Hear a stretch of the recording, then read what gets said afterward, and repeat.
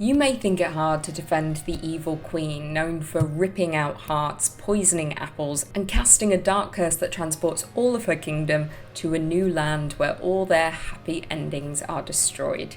Yet, I have become quite the expert at defending the evil queen, and let me tell you why. I genuinely believe Regina Mills is television's greatest redemption arc, and because of that, she's television's greatest villain. Just hear me out. Before we discuss Regina Mills, we need to briefly talk about Once Upon a Time. Once Upon a Time aired in 2011, and from the creators of Lost, this show is mind-boggling in the best way possible. Playing out in both present day and flashbacks, the series reimagines classic fairy tale characters living in the town of Storybrooke, Maine, unaware of who they really are after the evil queen casts a curse that strips them of their memories and their happy endings. The only person capable of breaking the curse is Emma Swan, the daughter of Snow White and Prince Charming.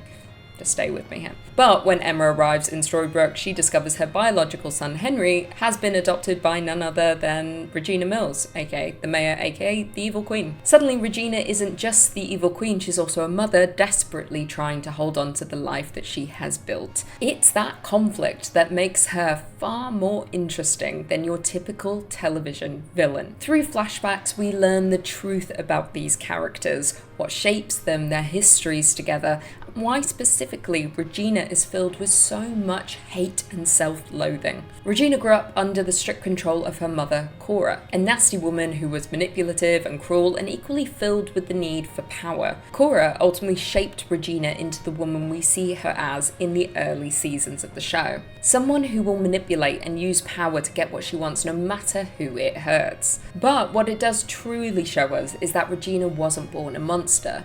She was raised by one. Cora ultimately taught Regina that love is weakness, and that power is survival and ultimately control is the only way to avoid being hurt. Yet, despite all of this, there is one person Regina will do absolutely anything for, and that is Henry. Regina is the heartbeat of the show, with it being argued that Once Upon a Time is less about Emma Swan's journey, but actually more about Regina, and I wholeheartedly agree. Regina is one of the most complex villains I've seen on television, with her redemption arc becoming one of the most memorable. That isn't to say she isn't purely evil, because when she's bad, she is awful, poisoning apples, snapping necks, and ripping out hearts, not to mention destroying entire villages just to hunt down Snow White. Her unpredictability is what makes her so fearsome. She is always one step ahead of every character, calculated in her decisions, and stopping at nothing to get what she wants. There's nothing that Regina hasn't done, which is what makes her redemption that much more captivating to watch. However, despite her evil tendencies, there is something deeply human about Regina. She wasn't born evil, simply made that way by her upbringing and by those around her, manipulated by her cruel mother, and taught magic by an even darker evil, Rumpelstiltskin. Watching her descent into darkness through flashbacks is sad to see, going from a young, happy girl in love with the stable boy to an angry woman seeking revenge and power. Her descent into darkness happens gradually, with the catalyst being the death of the man she loves, Daniel. Her mother Cora intends to wed her off to the king, Snow White's father, who I should say is significantly older than Regina. But Regina doesn't want power. She explicitly states that she just wants to be free. Intending to run away with Daniel, they meet in the stables to make their grand escape. However, Cora is already there, ripping out the heart of Daniel and turning it into ash. Of course, the reason Cora knew about this was due to Snow White, who caught Regina and Daniel together, vowed to keep that secret, but ultimately broke that promise to Regina, thus kicking off Regina's need for revenge. Season 1 of the series, she is evil through and through, until she has to team up with Emma to save their son, after she accidentally poisons him with an apple turnover that was originally intended for Emma. It is in this moment that we see her vulnerability for the very first time. We see the woman behind the mask, the woman who loves deeply and will do anything to save her son. As the curse breaks, we're not sure what Regina will do next. Will she become the hero we want her to be, or revert back to her wicked ways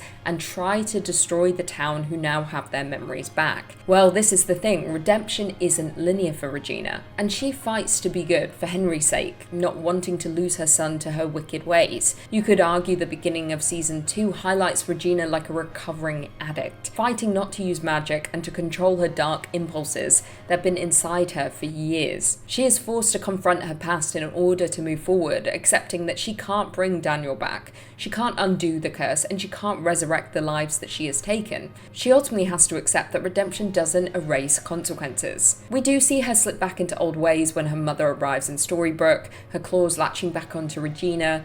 It's almost heartbreaking to watch play out, because at that point we know Regina deeply wishes to be loved by her mother, but Cora is a cruel woman, as we know, and a powerful manipulator, easily corrupting Regina once again and using her to gain power. Which proves once again Regina's greatest enemy was never Snow White, it was the version of herself that her mother created. Despite all of that, she comes out the other side, aligning herself with the heroes and fighting every single day to be the mother Henry needs her to be, the woman that will fight to be good, and not give in to the dark despite how easy it is to do. What the writers so perfectly encapsulate is that love can't save a person. You must learn how to save yourself. Regina does find love though with Robin Hood, and their love story plays out beautifully. Yet it never once feels like a cliche, as though he is her saviour, the one to lead her to the light. Not even Henry can do that entirely. They give her the support she needs, guide her along the way. Henry gives her a reason to become better, perhaps he is the catalyst, but he is not the cure.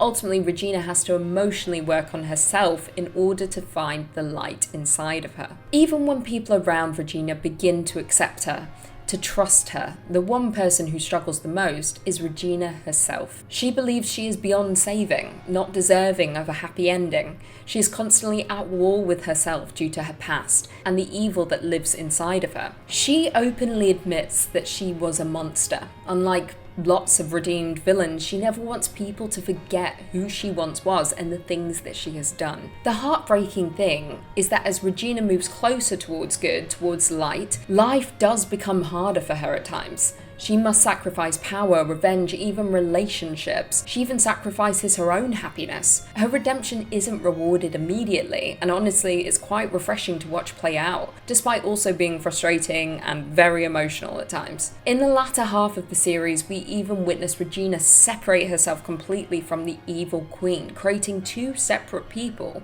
the dark and the light. It is in these episodes that we truly see how far Regina has come, particularly when she separates their hearts in half, merging them together so that they both have light and dark inside of them, allowing both of them the chance to find happiness. Ultimately, she breaks the cycle in her family.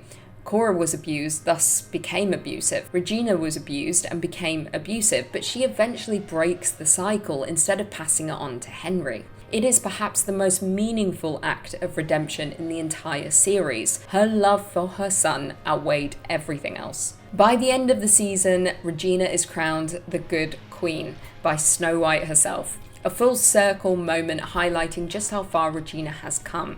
She becomes a hero, someone willing to choose compassion over vengeance. Regina's redemption arc works because the writers never ask us to forget who she was or what she did. They just ask us to watch who she chooses to become instead. Every act of kindness carries weight because we remember exactly what she's capable of. That's what makes her redemption feel earned rather than just written. The easiest thing Regina could have done throughout this show is remain evil. The second easiest thing would have been for the writers to just have everyone magically forgive her. Instead, they chose the hardest option. They made her earn every ounce of trust she receives, making her a character worthy of redemption. It is safe to say that very few actors could have made Regina this iconic, yet Lana Parrilla delivers a beautiful performance, grounded in vulnerability, grief, and maternal love. She shifts seamlessly between evil and good, at times within a single scene, and it is unquestionable that she steals the spotlight, even if the focus isn't on her. Not once does she play Regina as one-dimensional or gimmicky. Every scene has layers. She's often angry but terrified, sometimes cruel but hurting,